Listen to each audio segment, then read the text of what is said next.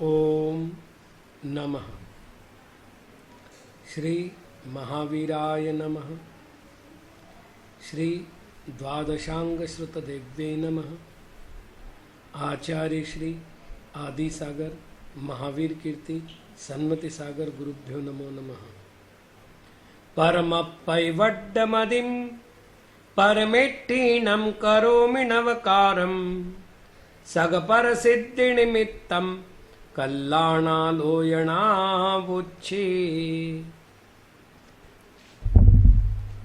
कल हम 24वीं गाथा का स्वाध्याय कर रहे थे। गाथा है अरुहा सिद्धाइरिया उज्जाया साहु पंच परमेट्टी जे जे विराहिदा खलु मिच्छामि दुक्कड़म हुज्ज। कल के विषय पर कुछ प्रश्न आए हैं। पहला प्रश्न था, गुरु की संलेखना हो जाए तो शिष्य अपने धर्म की रक्षा एवं वृद्धि कैसे करे। क्योंकि कल हमने कहा था कि आचार्य महाराज के आधार पर चतुर्विध संघ अपनी साधना करता है।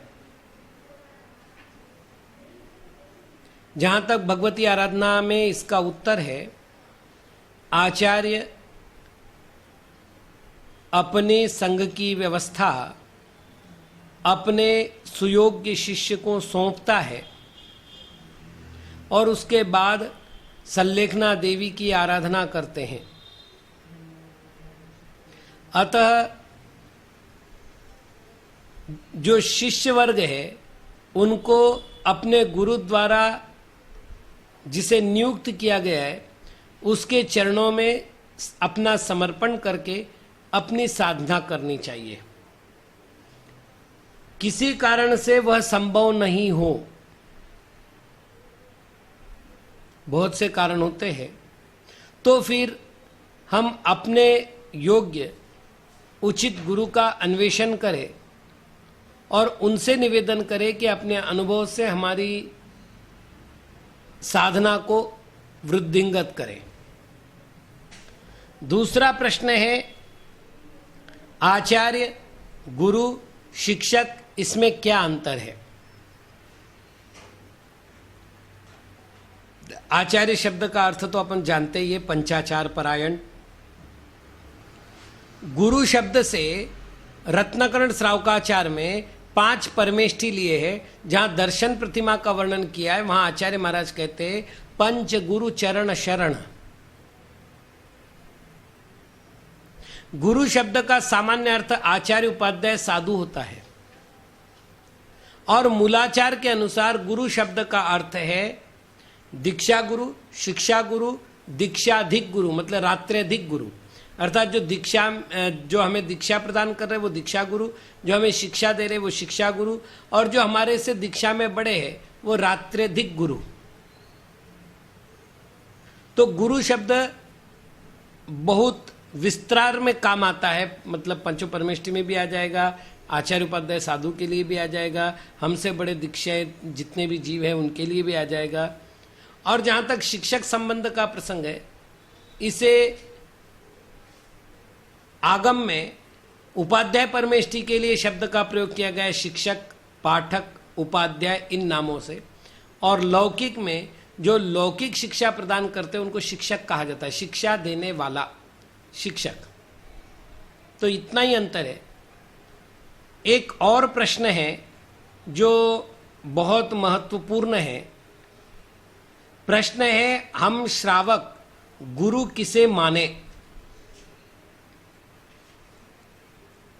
मेरी बात को अगर अन्यथा ना ले तो हमारे यहाँ जो गुरु संज्ञा मिलती है वो मिलती है प्रतिमाधारी के, जिसने प्रतिमा के संस्कार किए उनको। दूसरा, गुरु शब्द का प्रयोग मिलता है जिनसे हमने व्रत ग्रहण किए अर्थात दीक्षा आदि ग्रहण किए हैं। यदि इस दृष्टि से देखा जाए तो प्रतिमाधारी के गुरु होते हैं और दीक्षार्थी के गुरु होते हैं। मैं बात कर रहा हूं एक गुरु की, जिनका नाम है जिनसे प्रायश्चित आदि व्यवस्था संपन्न होती, जिनसे मार्गदर्शन लिया जाता है। बाकी श्रावक के गुरु होते नगर में आए हुए साधुगण। वर्तमान में ये बड़ी गलत परंपरा चल पड़ी है कि ये अमुक का शिष्य है, वो तमुक का शिष्य है, और उस कारण से दूसरे साधुओं का बड़ा अविनय होता है। मतलब कई बार हमने इसका अनुभव किया है, हमने भक्त लोगों से कहा भी है। जैसे हमारे सामने आकर कहते हैं हमारे महाराज जो है ना वो ऐसा कहते हैं। मैंने कहा फिर हम किनके हैं?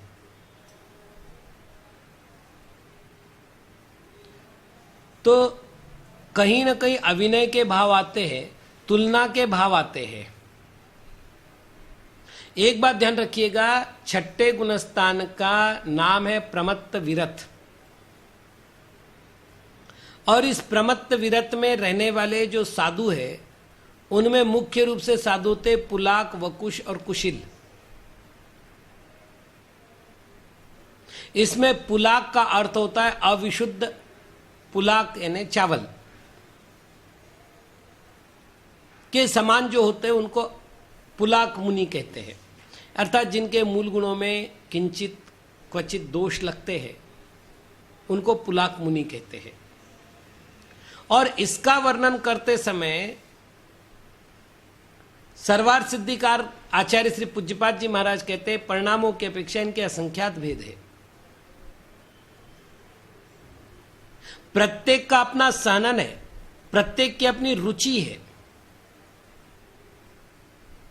प्रत्येक का अपना अनुभव है। आपको यह आश्चर्य होगा, मैंने अपने गुरु चरणों में बैठ करके अध्ययन किया तो मैंने गुरु महाराज से कहा महाराज मैं आपके श्रीमुख से समयसार सुनना चाहता हूं। जीवित समयसार के द्वारा यदि समयसार का अध्ययन करेंगे तो कुछ नवीनता मिलेगी।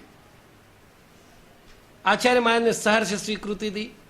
दूसरे दिन से हम लोग स्वाध्याय को बैठे। अब चूंकि संघ था तो संघ के मध्य ही स्वाध्याय होता था। आचार्य महाराज ने लगभग हर गाथा के भावार्थ में चरणानुयोग का वर्णन किया। यदि जयसेन महाराज की टीका देखते तो वो कभी गुणस्थानों की चर्चा करते और कभी अध्यात्म की चर्चा करते। अमृतचंद्र शुद्ध रूप से अध्यात्म की चर्चा करते टीका में। लेकिन सन्मति सागर महाराज ने जब मुझे अध्ययन कराया समयसार का तो लगभग प्रत्येक गाथा से उन्होंने चरणानुयोग का पोषण किया। अलग ढंग का चिंतन है। तो चिंतन जैसा है वैसा ही उनका उस ग्रंथ को देखने का नजरिया होगा, जैसा नजरिया होगा वैसा ही वक्तव्य होगा। बड़े महाराज के पास कोई भी आता था तो वो कहते थे तुम्हें 12 व्रत तो कम से कम ग्रहण करने चाहिए, और मेरे सामने कम से कम 100 से 200 लोगों को उन्होंने 12 व्रतों का अंगीकार करवाया था। हमने पूछा महाराज ये क्या है? ना तो ये प्रतिमा है ना कुछ, ये केवल चतुर्थ गुणस्थान का आचरण। बोले बेटा कम से कम शुद्ध भोजन करेंगे, नित्य नियम से सदाचार पूर्वक जिएंगे। हम तो यही सोचते हैं कि सभी सदाचारी बने। अरे भाई व्यसन तो छोड़ेंगे साथ 12 व्रतों के नाम पर। सोच है। तो कोई तप के मार्ग का सोचता है, कोई ज्ञान के मार्ग का सोचता है, कोई श्रद्धा के मार्ग का सोचता है। मैंने ऐसे मुनिराज देखे हैं। मुनि श्री पीताश्रव महाराज थे, ये कर्नाटक महाराष्ट्र बाउंड्री पर बहुत ज्यादा रहते थे। आचार्य श्री आदिसागर महाराज के शिष्य थे। आहार करके जाना और किसी भी छतरी पर जाकर बैठ जाना, जहां पर मुनियों की चरण पादुका विराजमान करते हैं ना, उसको छतरी कहते हैं अपन लोग। छतरी पर जाके बैठना और छतरी पर जाकर के ऐसे पत्थरों का ढिक करते थे और जब शुरू करते थे। एक माला हुई कि एक पत्थर इधर से इधर रखा, दूसरी माला हुई कि पत्थर इधर से इधर रखा। कोई श्रावक आ गया तो न प्रवचन न कुछ, आशीर्वाद दिया, समाप्त। बोलते मैंने लगभग 6 महीने उनकी सेवा की है। बोलते कितना थे? आहार को आने के लिए, जैसे बाहुबली में जब जब वो आए पहाड़ पर रुकते थे, आहार के लिए नीचे आते थे, आहार के बाद पहाड़ पर जाते थे। तो मैं ऊपर जाता था, महाराज पधारिए नीचे, तो महाराज मेरे साथ नीचे आते थे, वापस ऊपर जाते थे। उतनी देर में हमारी चर्चा हुई। शाम को यदि मैं दर्शन को गया तो हाथ यूं कर दिया, ये नहीं पूछा कि बेटा कैसे हो। हंस रहे बोल रहे पूरा वो आने और जाने के काल में। उसके अलावा मैंने उनको 6 महीने में कभी बोलते हुए नहीं देखा। इधर से पत्थर उठा, एक माला पूरी की, इधर से पत्थर उठा, इधर, जब तक इधर का ढेर पूरा नहीं हुआ तब तक उनकी अपनी माला चालू है। तो जाप में ही मन लगा है। हमने ऐसे भी साधु देखे जो पुस्तक लेते हैं अपने हाथ में, मतलब ग्रंथ, और एक एक गाथा बोल के पन्ने बदलते रहते, गाथा बोलते रहते, पन्ने बदलते रहते, घंटों निकल जाते। उनकी उसी में रुचि है।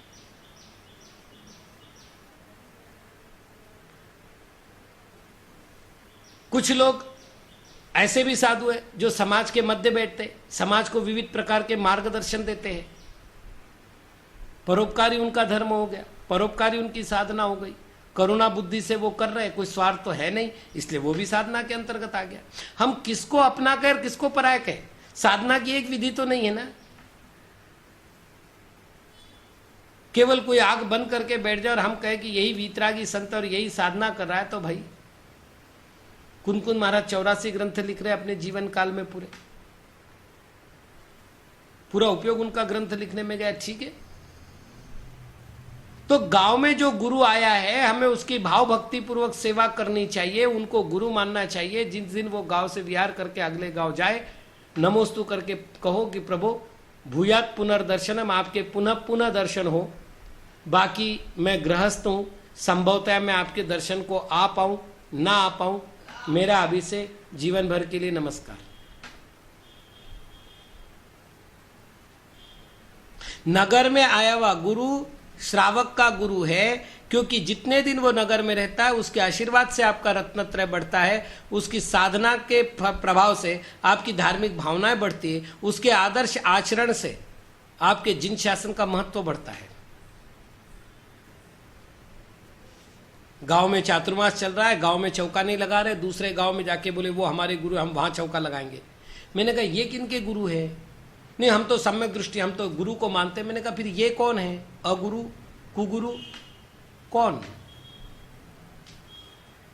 तो श्रावक के लिए तो सीधा सीधा निर्देश, गांव में जो गुरु है वो हमारे लिए परमात्मा है। गांव में ही नहीं कह रहा हूं, अब और बात कर रहा हूं। एक श्रावक ने चौका लगाया, उसके यहां छोटे महाराज पड़ गए। हम मजाक करते थे, ये घटनाएं हमारे ब्यावर वर्षायोग की। वहां पर एक शांतिलाल जी कासलीवाल थे, वो जितने कट्टर मुनि भक्त थे उतने ही मनोरंजन प्रिय थे और उतनी वैयावृत्ति में कुशल थे। एक दिन मैंने उनसे पूछा किनका आहार हुआ? माता जी का आहार हुआ। दूसरे दिन मैंने पूछा किनका? महाराज का आहार हुआ। तो मैंने कहा इन दोनों में क्या अंतर रहा? तो बोले महाराज लोक में हमारी इमेज बनती है, किसको आहार दिया? महाराज को आहार दिया, और खास तौर से बड़े महाराज को आहार दिया। क्योंकि वो मनोरंजन में बोल रहे थे। लेकिन बहुत बड़ी बात बता रहा हूं, मेरे चौके में जो साधु आया, आज मेरे लिए वो तीर्थंकर।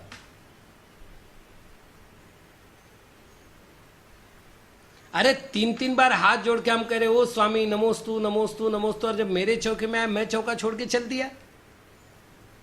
कितना बड़ा अभिनय कर लिया हमने। तो आपने जो पूछा है कि श्रावक का गुरु कौन, यदि चौके की बात कर रहे हो तो आपके चौके में जो साधु पड़ गया है वो आपका आज का गुरु। आराम से एक साधु के पास खड़े हो, उनको आहार दो, आहार देते देते मन में भावना करो, हे प्रभु आपका आहार निर्विघ्न हो, और 24 घंटे 48 घंटे जिस साधना को आप करने जा रहे हैं, मेरे आहार के प्रभाव से आपकी साधना और फलीभूत हो। ये तो हुई उनके लिए मंगल कामना। और अपने लिए मंगल कामना, प्रभु आपके आहार दान का फल मुझे मिले कि एक दिन मैं भी पानी पात्र आहारी बन जाऊं। फिर कोई साधु छोटा नहीं होगा, जिसको भी आप आहार दोगे उतना ही पुण्य मिलेगा, उतनी भाव विशुद्धि होगी, और उतने ही जल्दी आपके रत्नत्रय का मार्ग प्रशस्त होगा। गुरुओं में बंटवारा मत करो, ये मेरे गुरु, ये तेरे गुरु, ये मेरे आचार्य, ये तेरे आचार्य। उचित नहीं है। इससे जिन शासन की अवमानना होती है।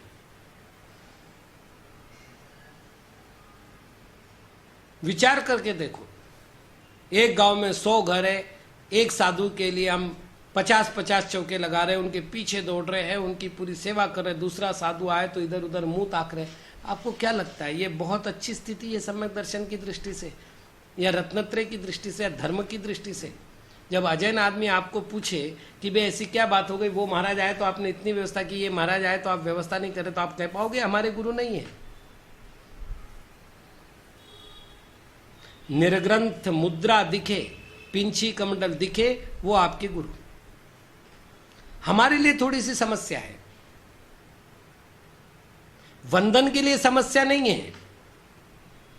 किसी भी संघ के मुनिराज हो, एक मुनि दूसरे मुनि को नमोस्तु करता है और दूसरे मुनि पुनः उन मुनियों को प्रति नमोस्तु कह करके नमस्कार ही करते हैं। जब कई संघ साथ होते हैं, अभी 350 साधु थे हम श्रवण बेलगोला में, जब जब साथ उठने का अवसर मिला है, आपको यह बता रहा हूं, सब अपने अपने दीक्षा विधि के क्रम से निकल रहे, पड़क रहे हैं, एक साथ आहार हो रहा है, एक साथ सारी चर्या हो रही है। 125 साधु तो एक साथ बैठ करके हमने चातुर्मास किया है। यहां तक कोई साधु स्टेज पर आकर बैठ गया और मालूम पड़ा कि हमसे बड़ा साधु आया तो बाजू को हट जाएगा, उनको आसन देगा, उनको विराजमान कराएगा। जब संलेखन आदि का प्रकरण चला, सारे साधु एकत्र हो गए उस साधु की वैयावृत्ति की। जहां तक वंदन का है, समाचार का, हमारे में कोई भेद नहीं होता, लेकिन प्रायश्चित लेना हो, मार्गदर्शन लेना हो, किसी प्रकार की परंपरा संबंधित कोई समस्या आने पर उसका समाधान करना हो, तो पहले हम अपने गुरु महाराज से पूछते हैं। इसलिए हमें गुरु की आवश्यकता पड़ती है, गुरु परंपरा की आवश्यकता पड़ती है। श्रावक को क्या, जो गांव में आए वो हमारा साधु, उसकी तो अपनी कोई परंपरा नहीं है, उसके लिए कोई निर्धारित नहीं है। इसलिए जो भी गांव में आए,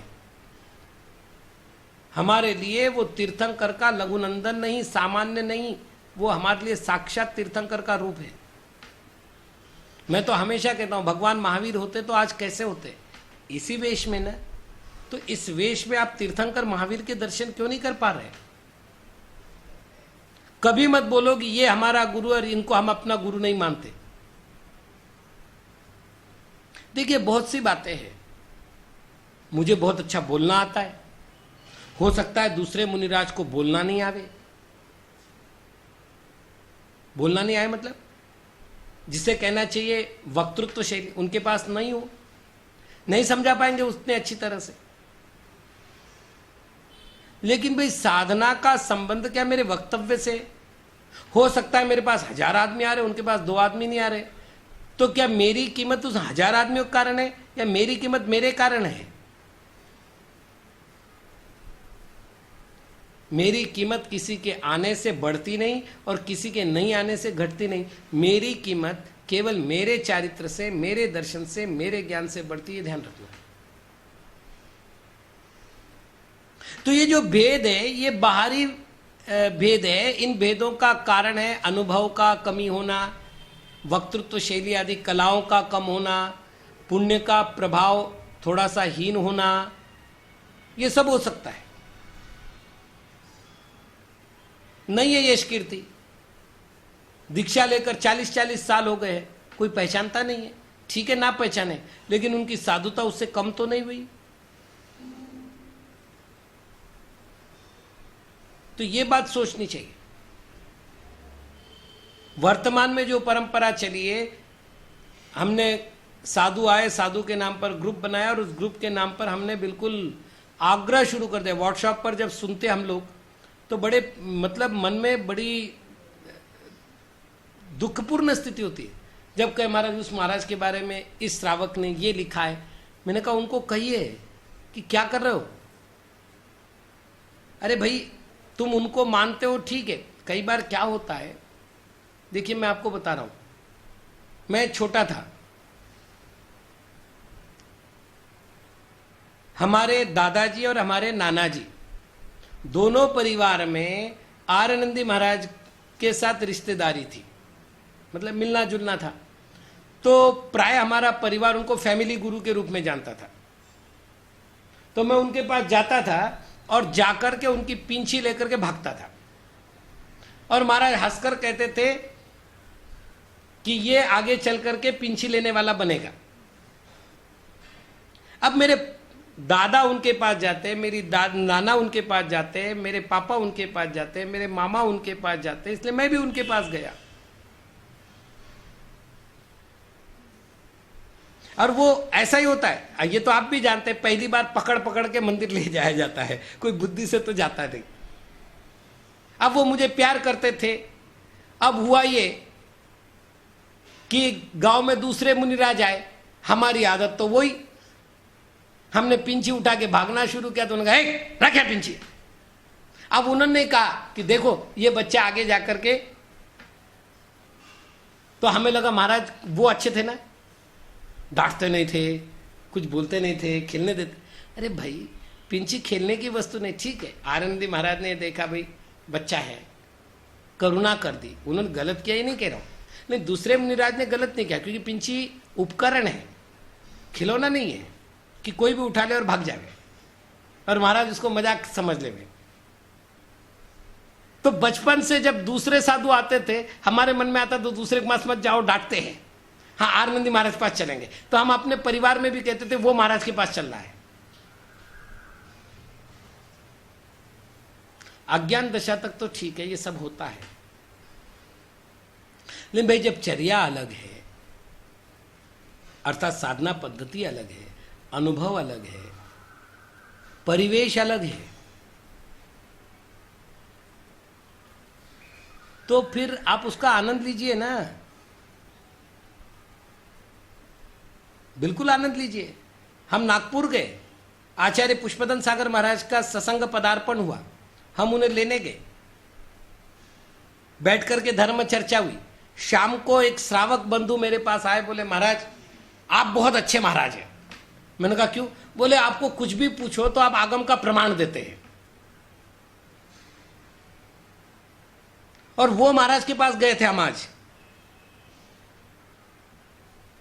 उनसे एक प्रश्न किया, उन्होंने सारे तर्क देना शुरू कर दिए, एक भी प्रमाण नहीं दिया महाराज घंटे भर की चर्चा में। हमको तो अच्छा नहीं लगा, कल से नहीं जाएंगे। मैंने कहा एक मिनट, आप गलती कर रहे हैं, मैंने जो बोला है वो एक प्रमाण हुआ है जिसे आगम प्रमाण कहते हैं। युक्ति प्रमाण भी तो कुछ होता है ना, मैं नहीं दे पा रहा हूं क्योंकि मेरे पास उसका अध्ययन नहीं है ठीक से, उनके पास उसका अध्ययन है। तो आप एक काम कीजिए, उसी विषय का आगम मुझसे लीजिए और उस विषय की युक्ति उनसे लीजिए। आप ये क्यों कह रहे कि उनके पास नहीं जाऊंगा? आप जानते हैं कि मेरे दीक्षा से पहले उन्हें आचार्य पद मिला है और मेरे जैसे कई साधुओं को उन्होंने दीक्षित देख करके उनका उद्धार किया है। अज्ञानी नहीं है, समझाने की अपनी शैली है। मैंने शास्त्र पढ़े तो मेरा शास्त्र में प्रमाण देने की ताकत आई, उन्होंने युक्तियों का भी अध्ययन किया तो सामान्य जनता में युक्ति दे रहे। जब उनको मालूम होगा कि भाई आपके पास आगम की रुचि है तो संभवतः वो अपनी शैली बदल के आगम का प्रमाण भी देंगे। एक बार जाकर के आप अपना परिचय तो दो कि आप क्या चाहते हैं। तो हमने क्या कर लिया, एक धारणा बना ली, एक्स से हम जुड़े हैं तो एक्स सही है और बाकी सब रॉन्ग। अभी इसी ग्रुप में एक प्रश्न आया था मेरे पास कुछ दिन पहले कि हमको उन साधुओं को नमस्कार करने की इच्छा नहीं होती, हम तो केवल सुविधि सागर को गुरु मानते हैं। तो मैंने उनको उत्तर दिया था, कई जगह ये चला है उत्तर। मैंने कहा था नमो आर्याणम तो लिखा हुआ है, नमो सुविधि सागराणम कहीं नहीं लिखा है। गलत धारणा है। आप स्तुति भी करो तो ध्यान रखना कि स्तुति करते समय दूसरे का अविनय ना हो।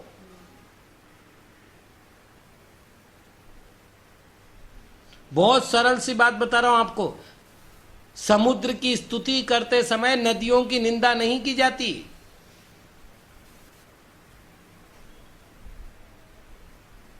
आपको यदि किसी गुरु की स्तुति करनी है तो आप करिए। बहुत सुंदर घटना बता रहा हूं, स्वरूप चंद जी कासलीवाल थे अजमेर के। एक पिता जिस तरह अपने बालक की व्यवस्था करता है, उन्होंने हमारे संघ को संभाला। चातुर्मास न होते हुए भी लगभग हम 4-5 महीने से अधिक रुके थे अजमेर में, बहुत संभाला। उन दिनों में मेरा प्रवचन का विषय था हमारी आचार्य परंपरा, और ठेठ गौतम गणधर से लेकर के आज तक मैं आया हूं, एक एक आचार्य का नाम, उनके ग्रंथ का नाम, उनका इतिहास सब बताते हुए। तो बड़े प्रभावित थे मेरे से, प्रवचन कभी नहीं छोड़ा उन्होंने। जिस दिन मेरा विहार था, उन्होंने कहा हमने सैकड़ों साधु देख लिए, सुविधि सागर जैसा साधु नहीं देखा। मैंने उनको कहा कि मैं कुछ बोलूं स्वरूप चंद जी? बोले बोलिए महाराज। मैंने कहा भाई ये बात ठीक है, सुविधि सागर बहुत ज्ञानी है आपकी नजरों में, लेकिन सैकड़ों साधु देख लिए, इसमें 99 साधुओं को आपने अज्ञानी क्यों सिद्ध कर दिया? सैकड़ों साधु देखे, ज्ञानी सुविधि सागर देखा, मतलब 99 साधु, सैकड़ों यानी 100, तो 99 साधु कैसे हो गए? अरे भाई मुझे यहां पर 4-5 महीने रहने का मौका मिला, तो मैंने 4 महीने 5 महीने का लंबा चलने वाला विषय लिया। अब यदि किसी साधु को एक ही दिन रुकना होता तो एक ही दिन में उस विषय का समापन कर देता।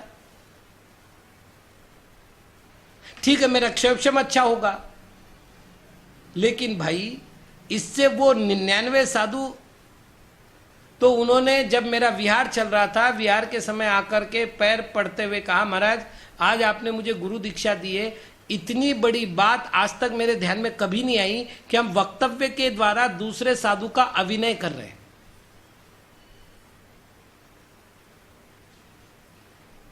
अरे भाई आपको किसी की स्तुति करनी है ना, एक्स नाम की, आप उनका खूब गुणानुवाद करें। सन्मति सागर महाराज कैसे साक्षात तीर्थंकर के समान है, सन्मत सागर महाराज कैसे तपस्वियों में महान तपस्वी है, सन्मति सागर जी कैसे सिद्धांत चक्रवर्ती है। मैं आपको घंटों पर बोल के बताता तो मेरे गुरु के बारे में, लेकिन मैं कहूं कि हजारों साधुओं में मेरे गुरु जैसा साधु नहीं हुआ, इसका अर्थ क्या हुआ?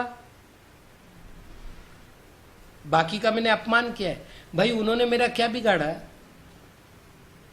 तो आपने जो प्रश्न किया है श्रावक गुरु किसे माने, तो मैं आपको प्रति प्रश्न करता हूं कि गुरु का लक्षण क्या है। एकदम लौकिक लक्षण पूछ रहा हूं।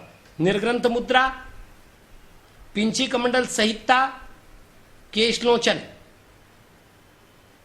ये गुरु के लक्षण है ना बाहरी। तो आपका प्रश्न का उत्तर हो गया कि जिसके अंदर ये गुण पाए जा रहे हैं वो हमारे गुरु। चलिए अंतिम प्रश्न है कल आपने कहा कि एक संघ में अनेक आचार्य भी हो सकते हैं, लेकिन वर्तमान में तो यही कहा जा रहा है कि एक संघ में एक ही आचार्य होना चाहिए। देखिए भैया, वर्तमान में कौन कह रहा है ये मेरा विषय नहीं है। मैंने कल कहा समूह शरण में गणधर ही आचार्य होते हैं, अर्थात आचार्य कहो गणधर कहो पर्यायवाची है। मूलाचार में भी अज्जाओ गणधरो हुई, ये आचार्य के लिए गणधर शब्द का प्रयोग है। दूसरी बात, मैंने आपको ऐतिहासिक प्रमाण दिए जहां पुष्पदंत और भूतबली दोनों का आचार्य पद मैंने बताया, और आप सभी जानते हैं कि आपने दोनों को आचार्य स्वीकार किया है। इतिहास का सबसे बड़ा प्रमाण दिया मैं पंचम श्रुत केवली भद्रबाहु आचार्य का, शांत्याचार्य, स्थूल भद्राचार्य, विशाखाचार्य, इस तरह से अनेक आचार्य उनके एक साथ थे। फिर मैंने आर्य मंक्षु नागहस्ती उनका भी प्रमाण दिया, और आगे चल करके मैंने और भी प्रमाण दिए थे, नेमीचंद्र वगैरह, सिद्धांत चक्रवर्ती वगैरह सभी आचार्यों का, और अंत में मैंने आचार्य शांतसागर महाराज का प्रमाण दिया था। इतने सारे प्रमाण मिलने के बाद भी अगर आप कहते कोई कह रहा है, तो मैं आपसे मतलब प्रश्नकर्ता से प्रति प्रश्न कर रहा हूं कि कोई कह रहा है ये तो हुई जनवानी, और शास्त्र कह रहा है ये तो हुई जिनवानी। आप जिनवानी को स्वीकार करेंगे या जनवानी को स्वीकार करेंगे, ये आपकी चॉइस है और आप कर सकते हैं। आगम में जो है उसको बताना मेरा कर्तव्य है। आप माने ना माने ये आपकी रुचि है। कुल मिलाकर आज मुझे 24वीं गाथा पूरी करने का विकल्प था, लेकिन आज 3-4 प्रश्नों के आधार पर ही बात हुई। मैं वापस कह रहा हूँ, आज लगभग पिंचीधारी 1600 1650 जो भी साधु, एग्जैक्टली मुझे भी याद नहीं है, जितने साधु निर्ग्रंथ मुद्राधारी और निर्ग्रंथ मुद्रा के अनुचर रूप से आरिका, चुल्लिका, छुल्लक, आयलक ये सब हमें मिल रहे हैं, वो हमारे लिए गुरु तुल्य है। ऐसा मानकर अपने नगर में जिनके चरणों में बैठकर हम धर्मध्यान की विशुद्धि कर सकते हैं, स्वाध्याय कर सकते हैं, अपने व्रतों की परिपालना कर सकते हैं, जाकर के उनके चरणों में बैठिए और निष्पक्ष होकर के, निश्चल होकर के, निष्कपट होकर के उनकी मनपूर्वक सेवा करिए, जिससे आपको पुण्योपार्जन हो और वो पुण्य आपके मोक्ष मार्ग में सहायक सामग्री के रूप में प्राप्त हो। आज इतना ही। ओम नमः।